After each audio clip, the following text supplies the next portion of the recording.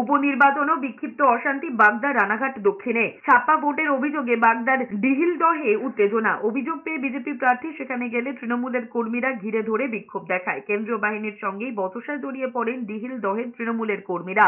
BJP প্রার্থীকে go back slogan দেওয়ার অভিযোগ উঠেছে তৃণমূলের বিরুদ্ধে।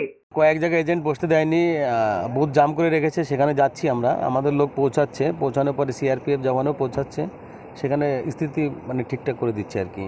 এদিকে রানাঘাট দক্ষিণ বিধানসভা কেন্দ্রের পায়রাডাঙ্গা গ্রাম পঞ্চায়েতের বিজেপি সদস্য গৌতম বিশ্বাসকে মারধরের অভিযোগ উঠেছে দুষ্কৃতীদের বিরুদ্ধে। গুরুতর আহত অবস্থায় রানাঘাট হাসপাতালে ভর্তি করা হয়েছে তাকে। জেলা নির্বাচনী আধিকারিক ও পুলিশ সুপারের কাছে অ্যাকশন টেকেন রিপোর্ট তলব করেছে নির্বাচন কমিশন। মঙ্গলবার রাত থেকেই পায়রাডাঙ্গা তৃণমূলের বিরুদ্ধে তাণ্ডবের অভিযোগ উঠেছে। বিজেপির এজেন্টদের বাড়িতে তাণ্ডব চালানো হয় বলে অভিযোগ। এলাকার বিভিন্ন সিসি ক্যামেরা ভাঙচুর করা হয়েছে বলে খবর।